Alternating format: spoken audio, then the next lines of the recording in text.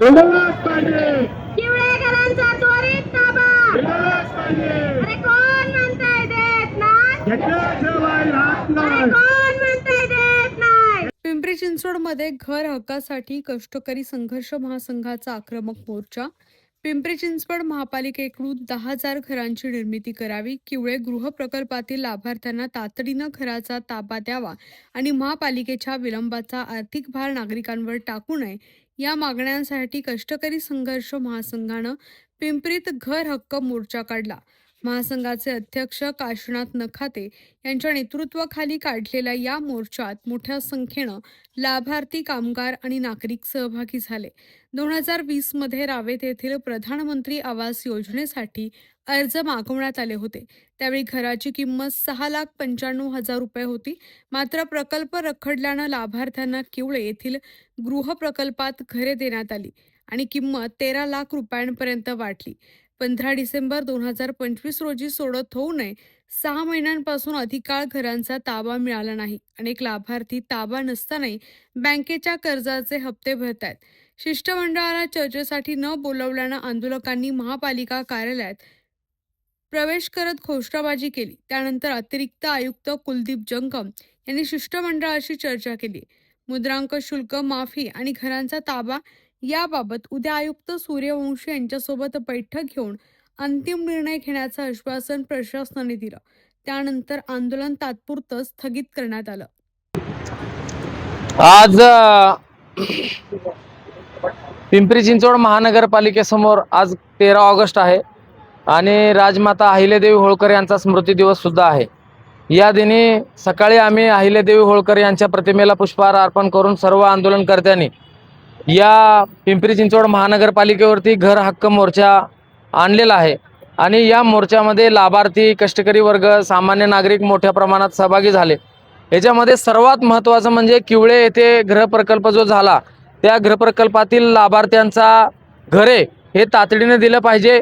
पिंपरी चिंचवड महानगरपालिका क्षेत्रामध्ये हे आता 35 लाखापेक्षा अधिक लोकसंख्या असल्यामुळे इथे 10,000 घरांची निर्मिती करावी आणि त्याचबरोबर यांचं जे घर आहे त्यांचे मुद्रांक शुल्क माफ झाला पाहिजे. गृहप्रकल्पामध्ये सोयीसुविधा दिल्या जात नाहीत, ज्या देतात त्या बोगस स्वरूपाच्या आहेत आणि सर्वात महत्त्वाचं म्हणजे केंद्र आणि राज्य सरकारच्या अनुदानातून, पंतप्रधान आवास योजनेचं PMAYच्या अनुदानातून त्यांना अनुदान मिळालं पाहिजे.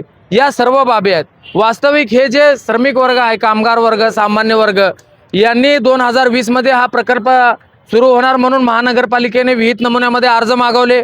अर्ज मागवल्यानंतर त्यावेळेला 2020 मध्ये 6,95,000 मध्ये घर द्यायचं ठरलं आणि बिल्डिंगचं बांधकाम नाही, यांच्या हातात जाग्यात ताबा नाही आणि हे शहाणे आणि पंडित लोकांनी घर क्रमांक आणि बिल्डिंग क्रमांक ह्या सगळ्या लोकांना दिला आणि यांची दिवसा शुद्ध फसवणूक केली. संबंधित ठिकाणी प्रकल्प पूर्ण झाला नाही, ती जागा त्यांच्या ताब्यात नाही, त्याची परवानगी नाही, बांधकामाचा नाही विषय, कशाचाच काय ताळमेळ नाही आणि ह्या बिचाऱ्या लोकांना, श्रमिकांना साधारण जे आमच्या काबाड कष्ट करून पैसे गोळा केले, पै जमा केले आणि महानगरपालिकेला स्वतःचा हिस्सा भरला, त्यांना घरं मिळाले नाहीत. 5 वर्ष ह्याच्यातच बोंबाबोंब गेलं.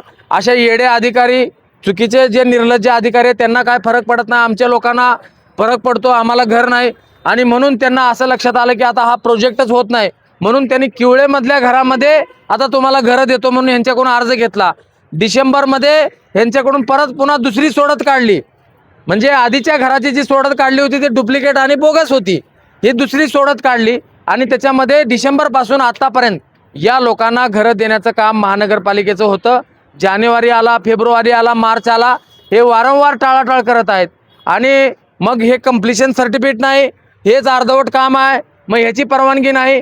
ते आम्हाला तुम्ही सांगायचं नाही. तुमच्या बापाचं घर बांधायचं असलं असतं, तुमच्या कुटुंबातल्या नातेवाईकाचं घर असतं, आदल्या दिवशी फाईल मंजूर होते, दुसऱ्या दिवशी सगळं प्रकरण मंजूर होतं. आमच्या गरिबांसाठी, श्रमिकांसाठी, सामान्य लोकांसाठी घरासाठी असेल तर त्याला 6-6 महिने, 2-2 वर्ष, 4-4 वर्ष तुम्ही का घालता, असा सवाल आमचा या महानगरपालिका प्रशासनाला आहे. अत्यंत चुकीच्या पद्धतीने चाललंय. यापूर्वी सुद्धा आम्ही सर्व लोकांनी 2 वेळा आंदोलन केले, त्याच्यानंतर थोडी गती मिळाली. परंतु मला एक स्पष्ट म्हणायचं आहे की महानगरपालिकेमध्ये यांची सत्ता आहे, राज्य शासनामध्ये यांची सत्ता आहे, केंद्रामध्ये यांची सत्ता आहे. तुमचं जरा फोन फिरवा ना वरती, राज्य शासनाकडून मंजुरी घ्या ना. परंतु 81,000 1 लाखाचा जो त्यांचा मुद्रांक शुल्क आहे तेवढ्यासाठी जर ह्या बिचाऱ्यांना एवढ्या वेळा चक्रा करावं लागत असतील तर हे खरंच दुर्दैव आहे. म्हणजे तुम्ही आवास योजना तुमच्या मनामध्ये द्यायचंच नाही, ते फक्त दिखावा आहे का, अशा प्रकारचा प्रश्न आमच्या सगळ्या महिला पुरुष लाभार्थ्यांना या ठिकाणी पडतोय. आज आम्ही त्याची म्हणजे ताब्याची ज्या दिवशी आम्हाला ते घर देणार त्याची तारीख आम्ही आज घेऊन जाणार आहोत. आणि जर आज तारीख नाही दिली तर पुढच्या कालावधीमध्ये अत्यंत तीव्र आंदोलन होईल आणि आज त्याच्याशिवाय आम्ही उठणार नाही आणि इथून हलणार नाही. आम्हाला आमच्या हक्काचं घर मिळालं पाहिजे, त्यासाठी हा आजचा मोर्चा होता. या संदर्भात महापालिका आयुक्तांशी काही बोलणं झाले का आणि जे संबंधित अधिकारी आहेत त्यांच्यावर कारवाईची मागणी करणार आहात का?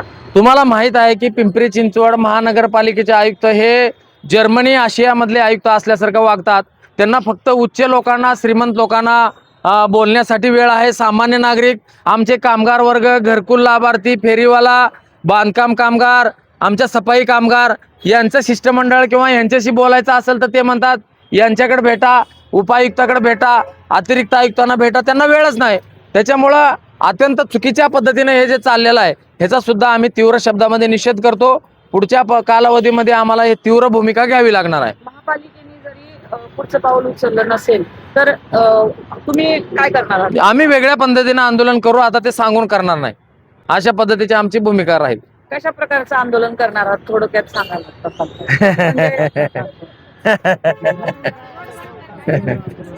पुढच्या कालावधीमध्ये छत्रपती शिवाजी महाराजांच्या पद्धतीनं गनिमी काव्याचं आंदोलन नक्कीच होणार, ह्याचा तुम्हाला ठामपणे सांगतो आता.